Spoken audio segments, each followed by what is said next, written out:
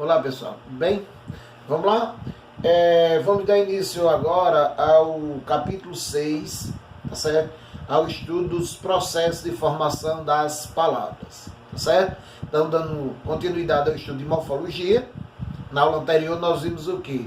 A estrutura das palavras. Então, lembrando que a morfologia ela vai estudar estrutura, formação e classificação das palavras.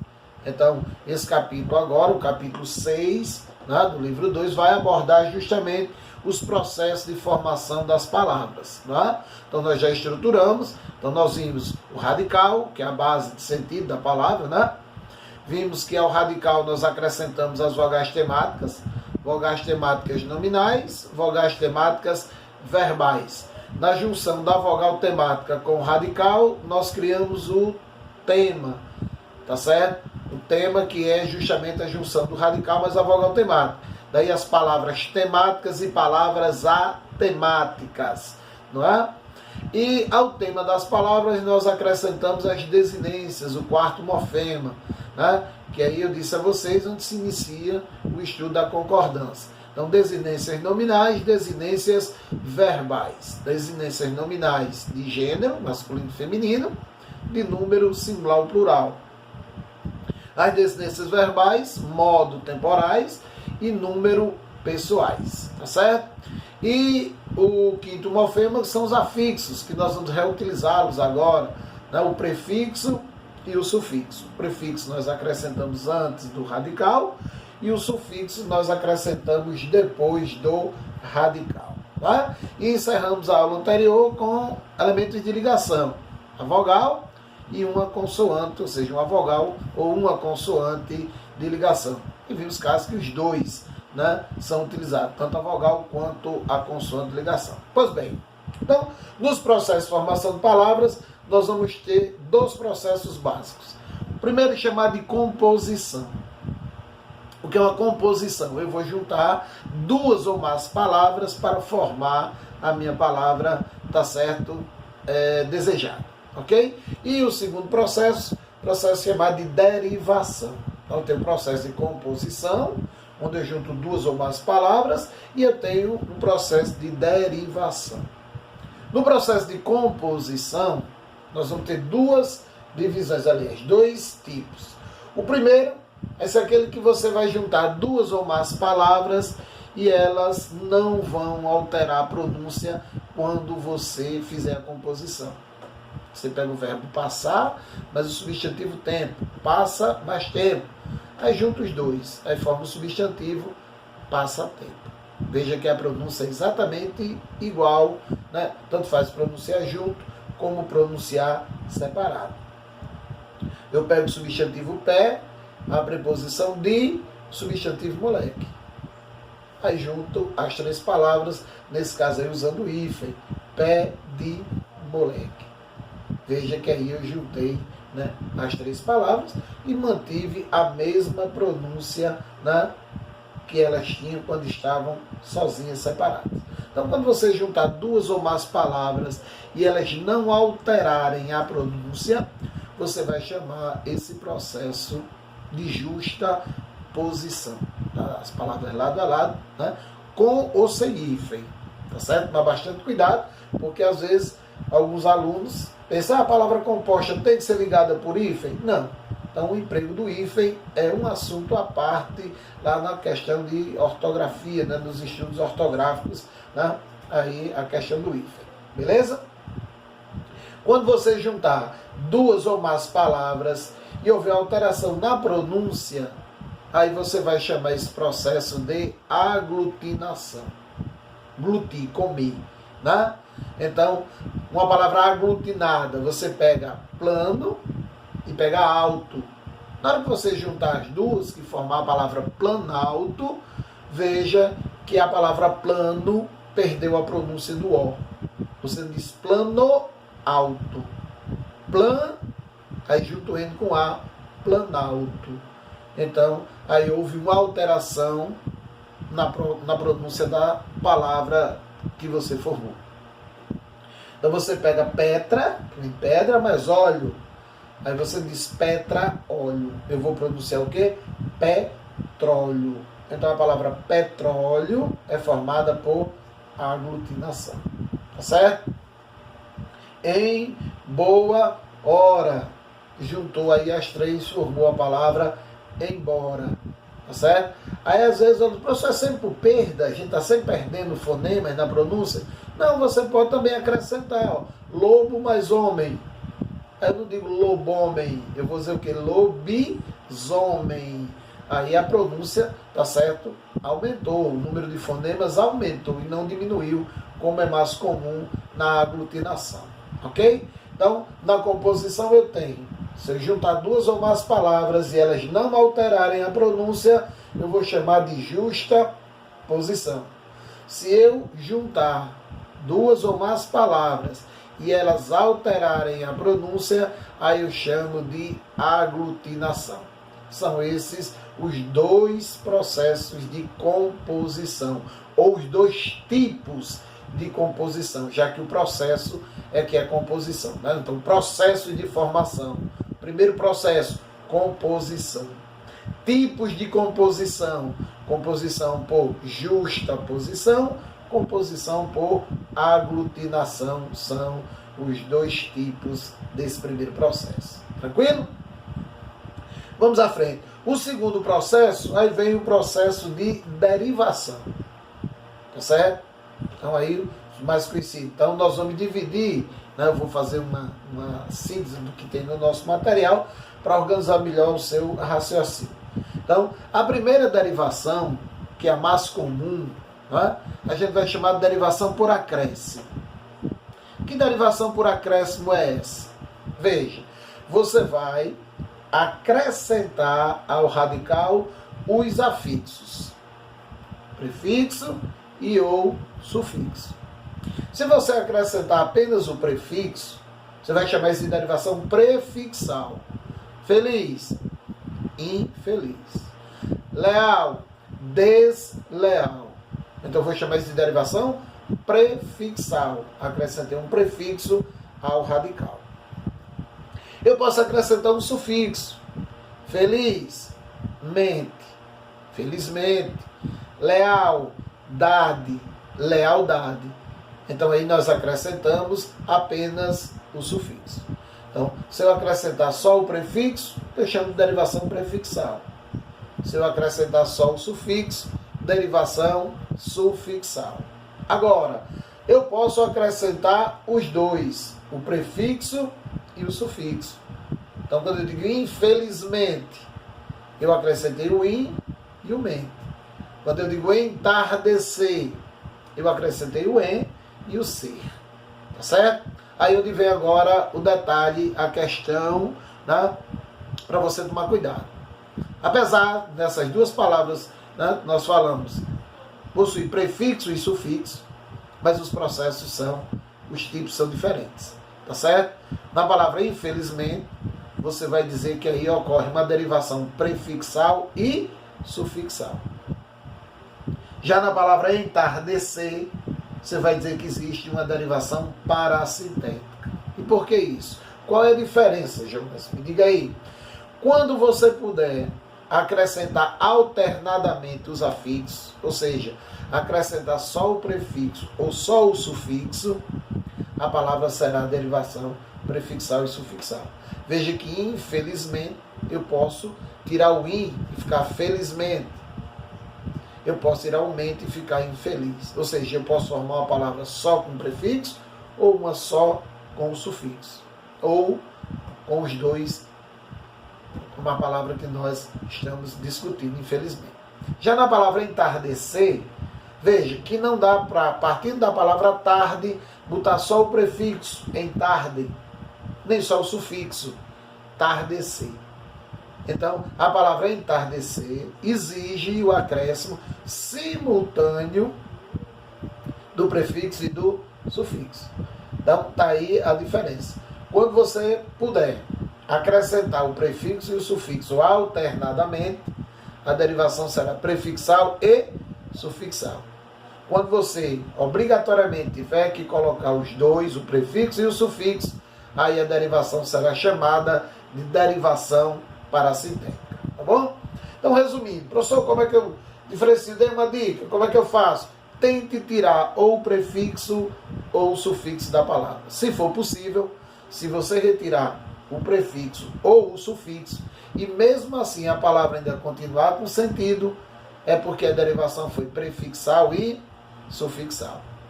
Se você tentar retirar o prefixo ou o sufixo e a palavra perdeu o sentido, então essa derivação aí você vai dizer que ela é uma derivação parassintética. Tranquilo? Então, esse é o primeiro processo de derivação e o mais conhecido. Né? Quando diz, se a palavra é primitiva ou derivada, aí normalmente o aluno diz, vem de que palavra? Né? A gente já pensa logo, vem de que palavra? Tá certo? Então aí o processo, digamos assim, mais geral, o processo mais conhecido. Então, esse aí nós acrescentamos. O segundo processo de derivação que nós vamos falar é o contrário, é por perda. Cuidado na palavra perda, porque eu diz perca, né? Então não é uma perca, é uma perda. E eu vou explicar por quê, tá certo? Então, a chamada derivação regressiva, que é regredir, diminuir. Então, se no processo anterior eu acrescentei, nesse eu vou diminuir. Então, o processo de derivação regressiva ocorre principalmente nos substantivos abstratos deverbais, ou seja, que derivam de verbos, que vêm do radical verbal. Então, se você pegar, por exemplo, o verbo beijar, vou formar um substantivo. O que é que interessa? O radical. Eu tiro a vogal temática A e a desinência de infinitivo do R. Fiquei com beije, até o J. E agora, vou formar um nome, um substantivo. Então, eu vou acrescentar uma vogal temática nominal. No caso aí, o O. Tá? Beijo, o beijo. Então, veja que o substantivo beijo é menor do que o verbo beijar. Logo, a derivação aí foi o quê? Uma derivação regressiva. Lutar, eu tenho a luta. Ó. Aí, perder, eu tiro o E e o R e coloco a vogal temática a perda. E não a perca, como algumas pessoas costumam, né, pronunciar. Ah, ele sofreu uma perca muito grande. Aí não foi só uma, foram duas perdas. Né? Provavelmente uma perda material e a outra perda linguística, já que o substantivo não é perca, é perda, a perda. Tranquilo? Então aí é chamada de derivação regressiva. Às vezes eu me pergunto, mas professor, tem que ser de substantivo e verbo? Não. Na formação do feminino de alguns substantivos, você também vai ter essa regressão, essa derivação regressiva. Né? Irmão, aí você forma o quê? Irmã. Órfão, órfã. Réu, ré. Então você faz o feminino diminuindo da palavra masculina. Aí a gente também tem um processo de derivação regressiva. Ok? Então, os dois, né? Um por acréscimo, o outro por perda. Né? Derivação por acréscimo, derivação regressiva. O terceiro processo, e que eu considero o mais complicado para os alunos, é chamado de derivação imprópria. O que é a derivação imprópria? É quando a palavra sofre uma alteração, né? Principalmente na sua classe gramatical, quando ela muda de classe gramatical. Aí para isso a gente precisa de um contexto. A derivação imprópria, ela só ocorre dentro de um contexto. Tá certo? Então, se você tem a palavra jantar, é verbo, mas se eu precedê-la de um determinante, de um artigo, por exemplo, ela passou a ser substantivo, o jantar. Aí tem que ser formação de substantivo? Não necessariamente. Você tem o substantivo borboleta. A borboleta, muito bem, o nome, né? Lá do inseto. Mas se de repente você, a gravata borboleta está na moda. A palavra borboleta agora passou a especificar um tipo de gravata. Aí agora passou a ser o quê? Adjetivo. Tá certo? Então qualquer palavra que saia da sua classe originária e passe a figurar contextualmente em outra, ela sofre esse processo de derivação imprópria. E uma palavra muito comum, que pouca gente sabe às vezes, é a questão dos porquês, né? Tão falado, quantos porquês existem? Mas veja, a palavra porquê, com o acento circunflexo, ela é uma palavra derivada da conjunção. A palavra primitiva é a conjunção causal ou consecutiva. Tá certo? Então a palavra porquê Jonas não foi ao colégio porque estava doente. Tá? Aí quando eu substantivo essa palavra, o aluno diz, mas não me interessa o porquê de ele não ter vindo. Quando eu digo não me interessa o porquê, eu substantivei a conjunção.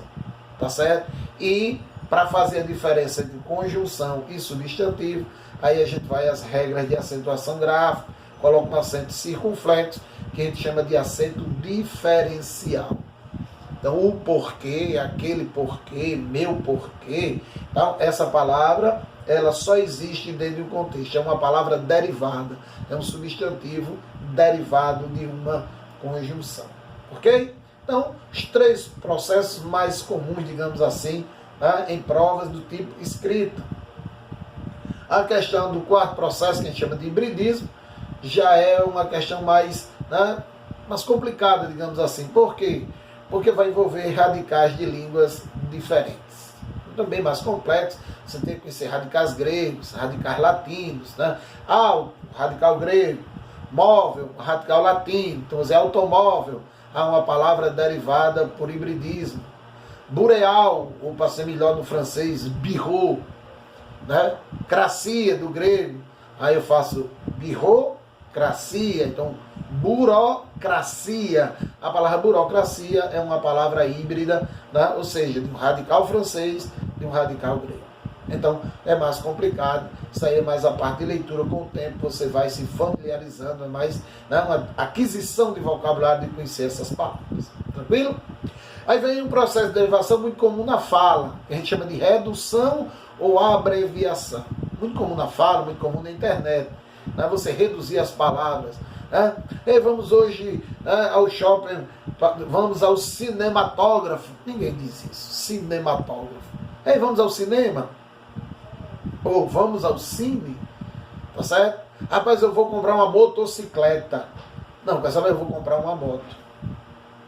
O meu pneumático está seco. Pneumático? O pneu da minha moto está seco. Ei, vamos tomar um refri? Ei, vamos tomar uma gela? Né?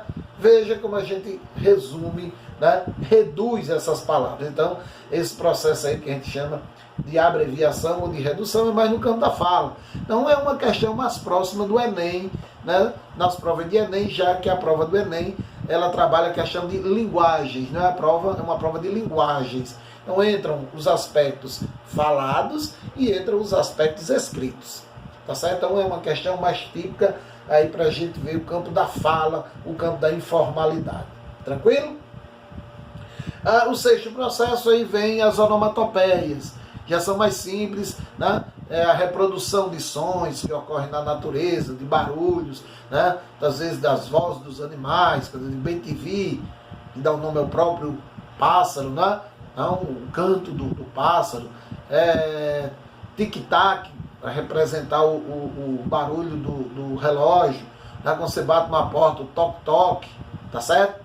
Então, essas onomatopeias, não é?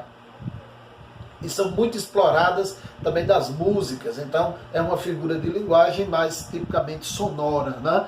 No campo dos fonemas, tá bom? Então, é uma das mais simples. E você tem ainda, né, a questão das siglas, que aí você vai pegar, normalmente, a primeira letra, né, da palavra INSS. Então, é uma palavra I, Instituto. N, Nacional, S, Seguridade, e outro S, Social. Instituto Nacional de Seguridade Social. Então, as siglas, né? Então, Petrobras, Petróleo Brasileiro, Petróleo do Brasil. E tantas outras siglas que nós temos, né, principalmente de partidos políticos, tá certo? Eles, né, PMDB, agora MDB, Partido do Movimento Democrático Brasileiro, PFL, era Partido da Frente Liberal, e tanto PL, Partido Liberal, PR, Partido da República. Então, dentro dos partidos políticos, essas siglas são muito comuns, tá bom? Existem os chamados estrangeirismos. Normalmente, quando você vai redigir ou vai empregar palavras de língua estrangeira, você, no texto, vai colocá-las, né, entre aspas, para destacar isso aí. Okay? E dos últimos processos, o que tem ganho? Vem ganhando muito vem crescendo muito, digamos, na formação, na aparição da nossa língua, que são chamadas palavras valise. O que é isso, Jonas? É quando você pega o início de uma palavra e o final da outra para formar isso aí, tá certo? Chega a ser ter um tipo de composição por aglutinação, né? Então você diz, hoje vai ter um jogo entre Grêmio e Internacional.